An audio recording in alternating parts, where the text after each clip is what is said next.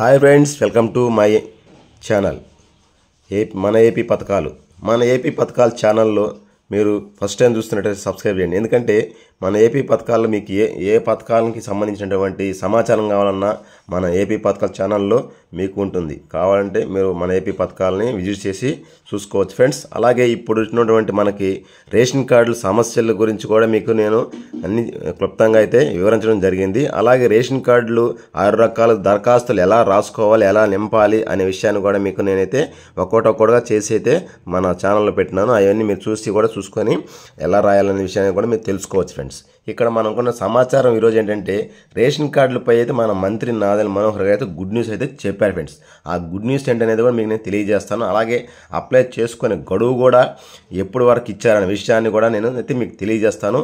ఇక అప్లై చేసుకునే గడువు అయితే ఇక లేదు, ఇక మనం ఎప్పటికైనా చేసుకునే విధానం అయితే ఉందనేసి నేను తెలియజేస్తాను ఫ్రెండ్స్. ఆ విషయాలు అనేది పూర్తిగా వివరాలు నేను అందిస్తాను ఫ్రెండ్స్. సింగిల్ రేషన్ కార్డులు అనేది ఎవరికి ఇస్తారనే విషయం చెప్తాను. ఆ సింగిల్ రేషన్ కార్డులు ఎప్పుడు వెళ్తారు ఆప్షన్ అనే విషయాన్ని కూడా నేనైతే మీకు తెలియజేస్తాను ఫ్రెండ్స్. అలాగే ఇక రేషన్ సరుకులు వచ్చే నెల నుంచి డీలర్ షాప్కి వెళ్ళి మనమే తెచ్చుకోవాల్సి ఉంటుంది. కొంతమందికి మాత్రమే, వీరికి మాత్రమే డోర్ డెలివరీ రేషన్ సరుకులు అయితే ఇవ్వబోతున్నారు. అది ఎవరికనేది నేనైతే చెప్తాను. అలాగే మన ఛానల్ ఫస్ట్ టైం చూస్తున్నట్టయితే సబ్స్క్రైబ్ చేయండి, లైక్ చేయండి మాత్రం మర్చిపోవద్దు. వీడియో ఎక్కడ స్కిప్ చేయకండి, ఎందుకంటే పూర్తి వివరాలను మీకు సమాచారం మిస్ అవుతారు కాబట్టి. ఓకే ఫ్రెండ్స్, ఇంకా మనం పూర్తిగా అయితే వివరాలకు వెళ్ళిపోదాం ఫ్రెండ్స్. మనకున్న ఒక సమాచారం వరకు అయితే మీకు ఇప్పుడు నేను అందిస్తాను ఫ్రెండ్స్. ఇక మనకున్న సమాచారం వరకు ఏంటంటే మన నాదెళ్ల మనోహర్ గారు నేను చెప్పిన విషయం ఏంటంటే ఇక బియ్యం కార్డులో మార్పులు చేర్పులు నిరంతరం ప్రక్రియ ప్రారంభం ఉంటుంది. అంటే ఇక దీనికనేది గడువే ఇక లేదు, ఎప్పుడైనా అప్లై చేసుకోవచ్చు, తొందరపడొద్దు అనేసి మన నాదెళ్ల మనోహర్ గారు చెప్తున్నారు. ఆ విషయాన్ని తెలియజేస్తాం. కొత్త బియ్యం కార్డుల కోసం అలాగే పాత వాటిలో మార్పుల కోసం ఎప్పుడైనా దరఖాస్తు చేసుకోవచ్చు అనేసి అది నిరంతర ప్రక్రియ కార్యక్రమం అనేసి పౌర సరఫరాల శాఖ నాదెళ్ల మనోహర్ గారు అయితే మనకి తెలిపారు ఫ్రెండ్స్. గురువారం నాటికి 5,48,176 దరఖాస్తులు అయితే వచ్చాయనేసి ఆయన చెప్పారు ఫ్రెండ్స్. వాటిలో మార్పుల కోసం 4,09,000 దరఖాస్తులు ఉండగా అదనంగా కొత్త కార్డుల కోసం దరఖాస్తులు వచ్చినటువంటి 6,000 దరఖాస్తులు మాత్రం అందాయనేసి ఆయన వివరించారు. అలాగే కొత్త దరఖాస్తులు 21 రోజుల్లో పరిశీలించి అర్హులైన వారికి జూన్లో QR కోడ్తో కూడినటువంటి స్మార్ట్ కార్డులు అందిస్తామనేసి ఆయన చెప్పారు ఫ్రెండ్స్. అయితే గత ప్రభుత్వం హయాంలో బియ్యం కార్డులు సమాచారం అంతా గ్రామవార్డు సచివాలయాలతో అనుసంధానించడంతో సమస్యలు ఎదురయ్యాయనేసి వాటిని ఎప్పటికప్పుడు పరిష్కరిస్తామనేసి అయితే మంత్రి నాదెళ్ల మనోహర్ గారు చెప్పారు. అలాగే నిన్న జరిగినటువంటి విజయవాడ మీటింగ్లో ఆయన తెలుపుతూ జూన్ 1 నుంచి రేషన్ దుకాణాల ద్వారా నిత్యావసర సరుకులు ఇస్తామనేసి ఆయన చెప్పారు ఫ్రెండ్స్.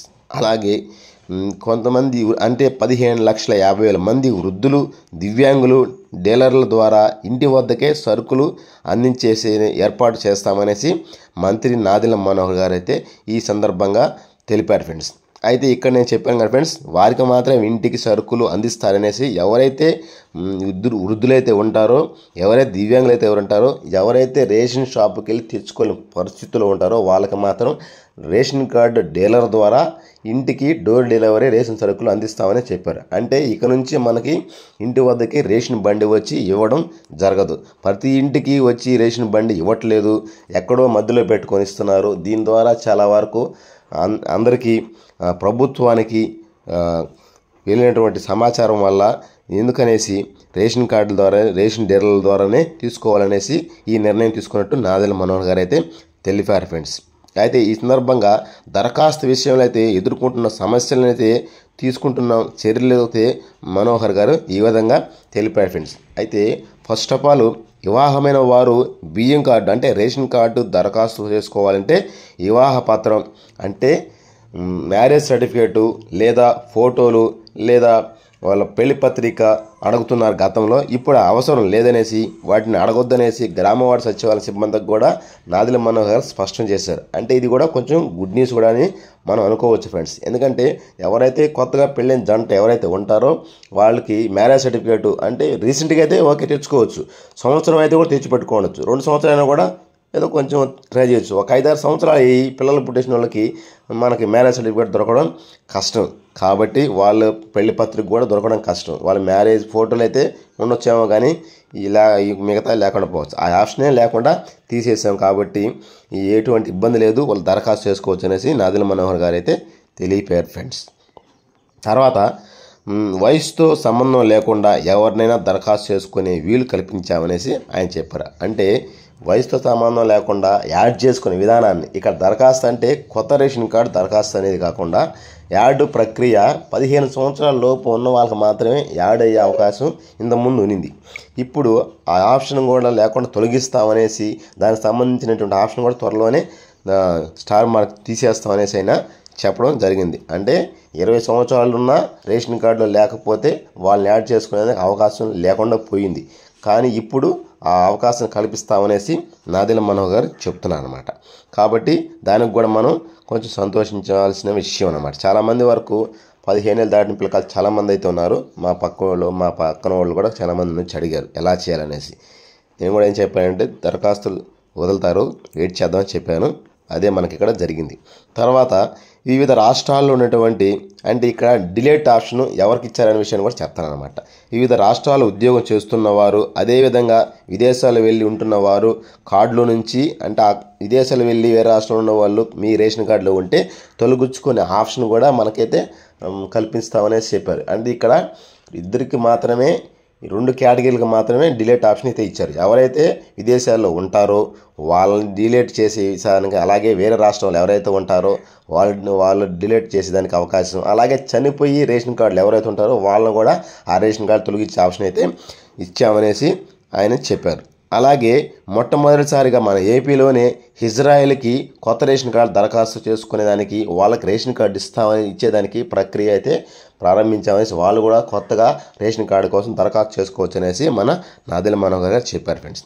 అలాగే కుటుంబంలో ఉన్నటువంటి యజమాని మార్చుకోవాలన్నా, అంటే హౌస్ హోల్డ్ యజమాని పేరు మార్చుకోవాలన్నా, యజమాని పేర్లు తప్పు ఒప్పులు ఉన్నా, అలాగే ఆడవారి పేరు మగవారుగా, మగవారి పేరు ఆడవారుగా మారేదానికి గతంలో జాయింట్ కలెక్టర్ ఆఫీసులో కానీ కలెక్టర్ ఆఫీసుల్లో కానీ మార్చుకునే విధానం మాత్రమే ఉంది.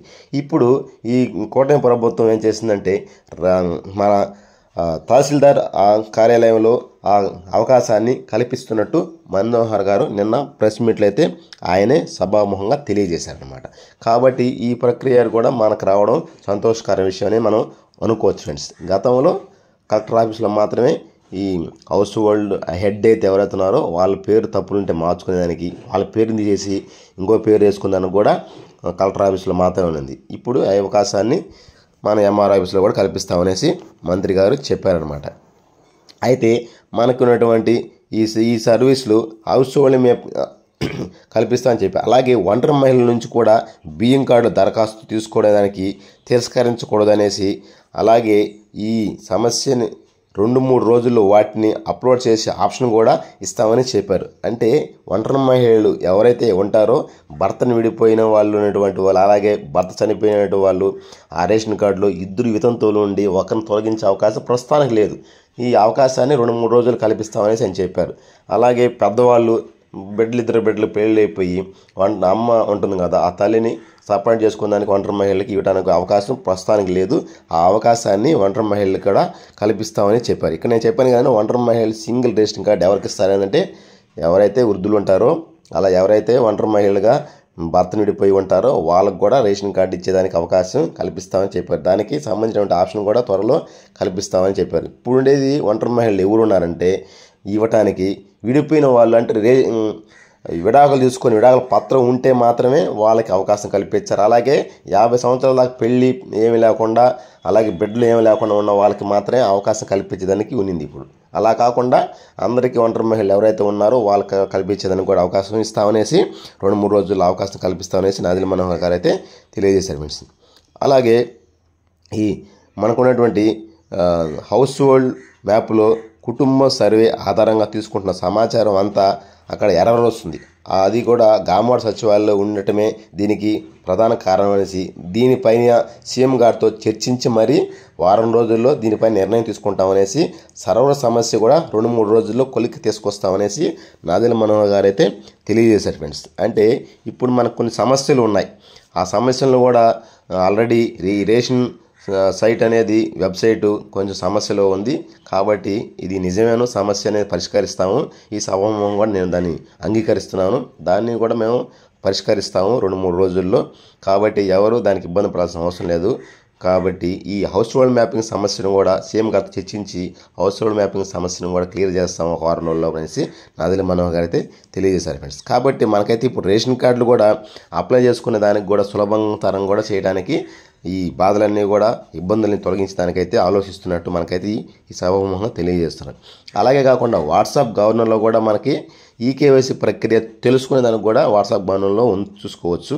అది మీరు వాట్సాప్ గవర్నర్లో నేను ఇంకోసారి ఆ వీడియో చేస్తాను ఫ్రెండ్స్. వాట్సాప్ గవర్నర్లో రేషన్ కార్డులు ఎలా చూసుకోవాలనే విషయాన్ని కూడా చెప్తాను. అలాగే రేషన్ కార్డు కొత్త దరఖాస్తు కూడా వాట్సాప్లో 28 తారీఖు పైన ఇస్తానేసి మనకు చిన్న సమాచారం అయితే ఉంది.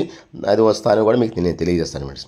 ఇలాంటి సమాచారం కోసం అయితే మన ఛానల్ విజిట్ చేయండి ఫ్రెండ్స్. ఈ వీడియో మీకు నచ్చినట్టయితే లైక్ చేయండి, మన ఛానల్ సబ్స్క్రైబ్ చేయండి.